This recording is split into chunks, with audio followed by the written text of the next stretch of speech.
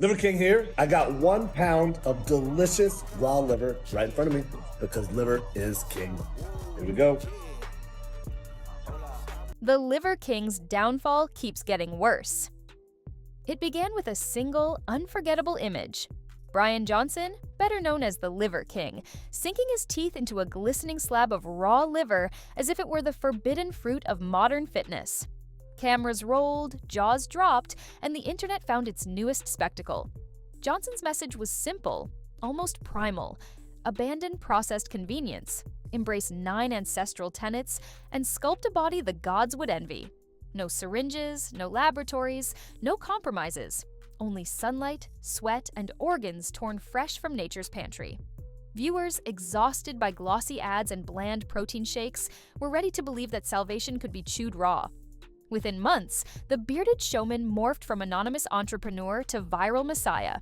His feeds overflowed with shirtless workouts, blood-red dinners, and swaggering proclamations that liver is king. Supplement sales skyrocketed. Industry trackers whispered that annual revenue had smashed the 9-figure ceiling. For disciples who felt soft, slow, and digitally drained, Johnson looked like proof that the ancient path still worked.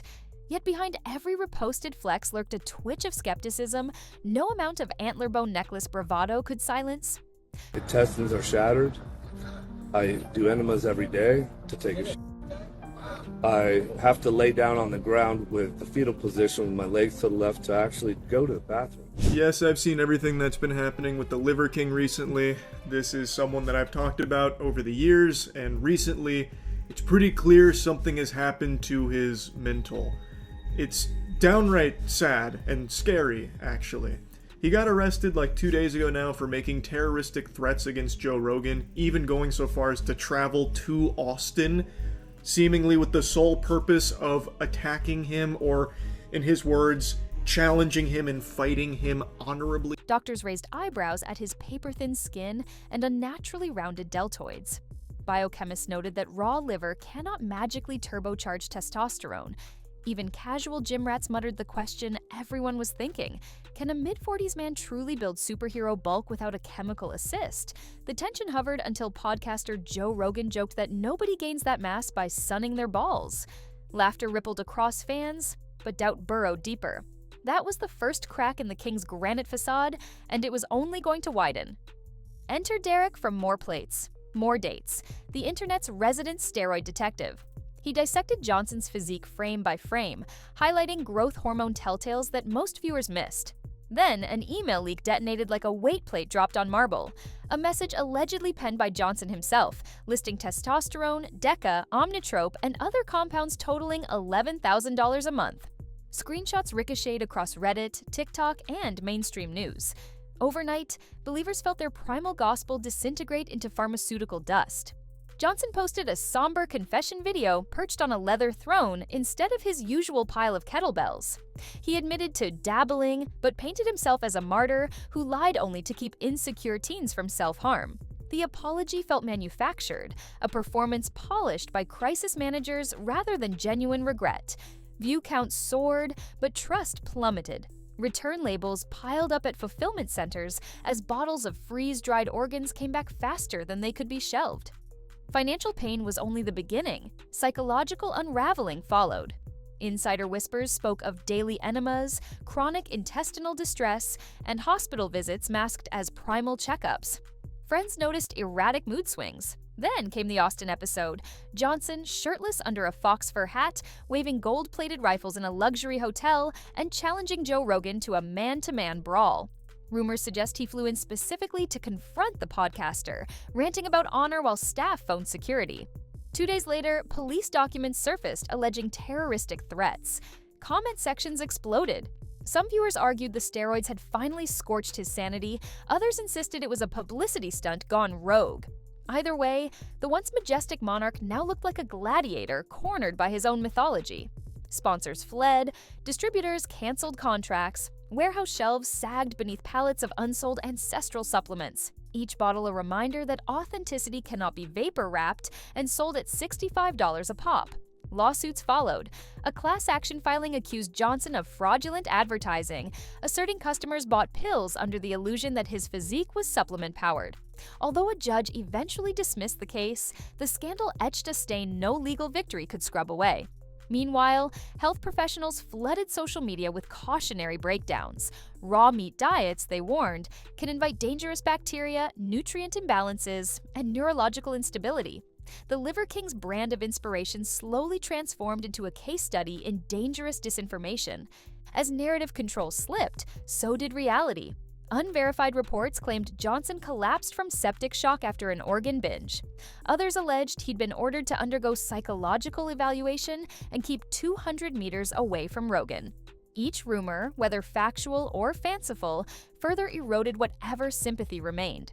Former devotees who had once quit modern medicine to chase his mantra quietly resurfaced at clinics, sheepishly admitting they missed vegetables and vaccines. Consider the testimonials that once filled his comments section. Teens bragging about throwing out microwaves, office workers sleeping on hardwood floors, weekend warriors swapping salads for spleen. When the truth leaked, those same voices returned in pain. One 20-year-old posted that 3 days of raw liver landed him in hospital with unstoppable vomiting. Another confessed to bacterial hepatitis after following Johnson's no refrigeration challenge.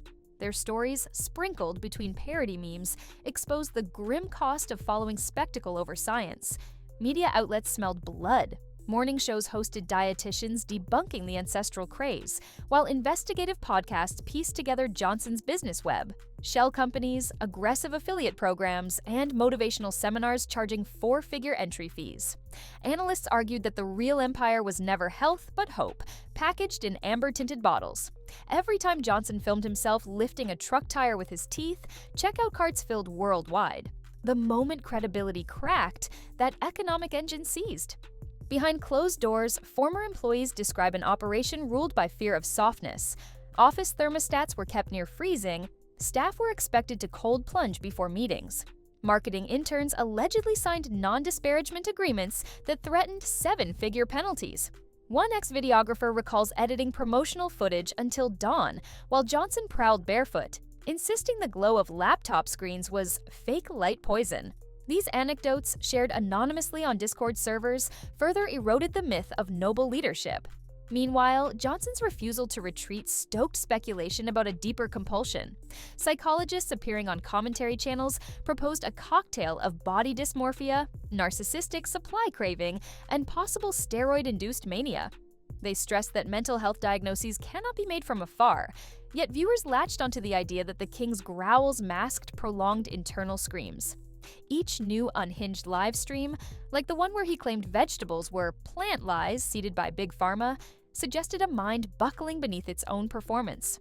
The fallout extended beyond Johnson himself. Competing ancestral living influencers watched sponsorship offers evaporate as advertisers recoiled from anything remotely primal. Athletic conferences quietly updated their speaker rosters, excising fringe wellness gurus. Even legitimate grass-fed farms felt the chill, fielding panicked emails from customers equating organ meat with deception. The scandal, once thought niche, rippled outward like a contagion of mistrust, proving that a single charismatic fraud can scorch an entire niche. In one of his last major uploads, Johnson trudged through a rainy Texas pasture, clutching a slab of dripping liver as thunder rumbled overhead. He spoke about resurrection, about the phoenix rising from ashes made of synthetic lies. The speech drifted, punctuated by nervous chuckles, as though he sensed viewers slipping through his fingers. Commenters posted prayer hand emojis, but more replied with clown icons. The ratio told the real story. The audience still watched, yet watched to witness collapse, not ascendancy. Behind the memes and schadenfreude sits a deeper lesson about our algorithm-driven era. We are drawn to extremes because moderation scrolls poorly. A man gnawing bull testicles delivers instant engagement. Balanced diet advice does not. Audiences rewarded Johnson's theatrics until the costume stuck to his skin. When the curtain tore, many jeered, forgetting how loudly they had once cheered. Influencer culture makes it easy to confuse visibility with virtue. The Liver King merely weaponized that confusion. Today, Brian Johnson wanders a digital wilderness of dwindling clicks, pending court fees, and a reputation that even rebranding cannot resuscitate. Rogan has not, and likely will never, acknowledge the proposed duel. Supplement revenue is rumored to be down 70%. Industry insiders predict bankruptcy within a year unless a miracle pivot occurs. Yet Johnson still uploads sporadically, nostrils flaring, promising comebacks nobody requested. The saga ends only when audiences finally look away, but outrage is addictive, and the camera lens remains hungry. Maybe the enduring lesson is simpler than any biohack. If a promise sparkles too brightly on a phone screen, tilt it toward the light and look for cracks. Authentic strength rarely needs megaphones, and genuine wellness wears no costumes. Bryan Johnson convinced millions that greatness could be swallowed whole, that beef bile and bravado could replace patience and science. We wanted to believe him because shortcuts taste sweet. When the sugar dissolved, we spat out the bitterness on his behalf, proving that the crowd builds idols only so it can later stage demolitions, recording every blow for clicks. And maybe that's the hardest primal revelation of all.